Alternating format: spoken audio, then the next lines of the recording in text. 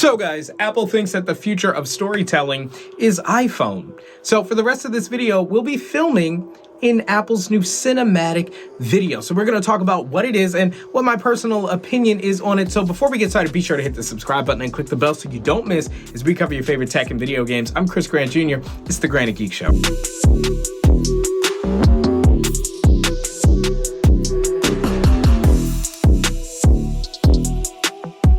All right, so let's talk cinematic video and the future of storytelling with iPhone. So first off, if you're familiar with portrait mode from the iPhone, where it blurs the background and separates the subject, allowing for that higher end camera look to your photos, this is that for video. So you'll be able to separate the background. It can kind of focus in on things. I'm just assuming that it's doing that.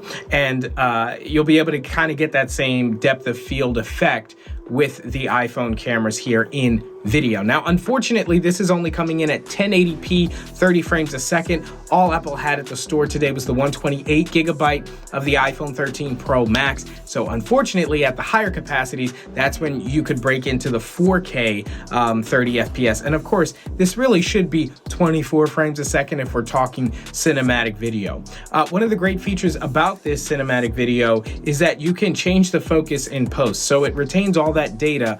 The stuff that is behind me is perfectly in focus to the cameras, but it's just using an effect to blur it. And so you can alter that effect, change it or take it away altogether in post or after the video's been created. So let me preface this video by saying, don't get me wrong, there is no substitute at all right now in the industry for good glass and big sensors in serious cinema cameras and mirrorless cameras and even DSLR cameras for taking pictures and beautiful imagery and video. At the same time, cinematic video from iPhone is proof of concept that computers are starting to get the hang of it. They're starting to do the job. Typically, I wasn't too happy at first with the cinematic video because I had mostly been doing this and like getting the camera to focus on a hand and looking at the edges of a hand and objects and things like that because I was actually using the camera. But now seeing the way that it's capturing my face, it does much better with faces and people looking right at it, and it does a great job of blurring the background. It looks really good. I'm very impressed with what Apple is doing here with these cameras being upgraded the way that they are. Once again, as I said in my initial impressions video for iPhone 13 Pro, I can see why Apple is so proud of this feature and why they really are pushing people to go ahead and make cinematic quality videos. I don't know if you could say it's cinematic quality, but it's cinematic quality-esque. Yeah, I love the concept. I think this is something that with time and with better and better computers and better glass and better systems, who knows, maybe people won't be able to tell one day between higher end cameras, cinema cameras even, and something that was shot on an iPhone. But its implementation as of right now, I gotta say, it looks kind of half-baked. I'm gonna be honest, as an Apple fanboy, it hurts to even say that. Portrait mode for the photos has gotten better and better. It looks better than this version does for video, but this is not a problem. The hardware is all there. Cinematic video mode is a software feature, and that means that the software can be updated and changed, and this feature can only get better with time. So I'm very excited for the future of cinematic video. Cinematic video is just a way of bringing up that production quality for people who shoot on iPhone. Apple really wants to push people to begin creating stories and telling more stories on iPhone. We've seen people use iPhones in interesting ways to create and tell stories, and Apple really wants to push this as a cinema camera. And check out my actual review for the iPhone 13, my first impressions video. I talk about the fact that these cameras are insanely, not only aesthetically different, but the quality is noticeably different. Now, I'm coming from the 11 Pro Max.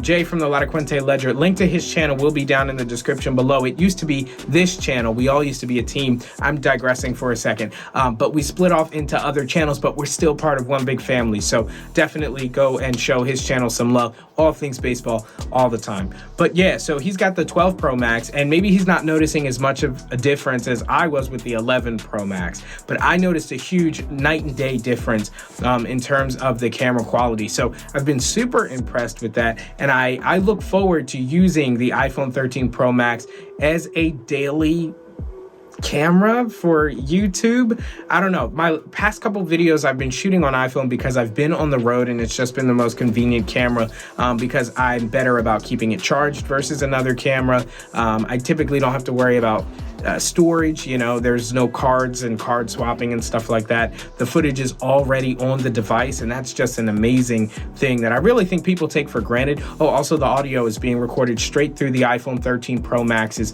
microphone, so give that a listen, of course, too.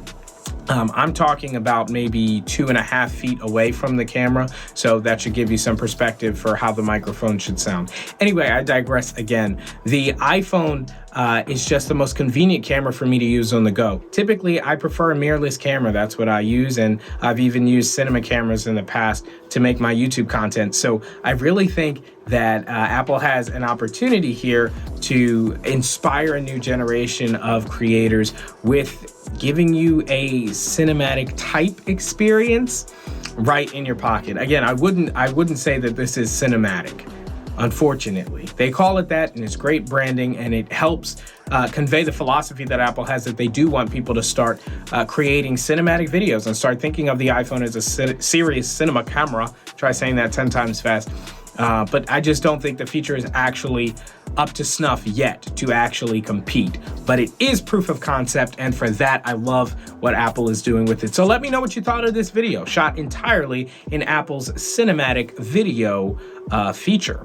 So let me know in the comments below. Hit the subscribe button, guys. I got a ton of new iPhone 13 Pro Max videos coming your way. Check out my full review if you didn't yet. First impressions and everything. Should you buy it? What iPhone do you have? And would it be a good option depending on the phone that you have? Link to that will be down in the description below. Also, like up here. And go check out the Baseball Banter Broadcast YouTube channel.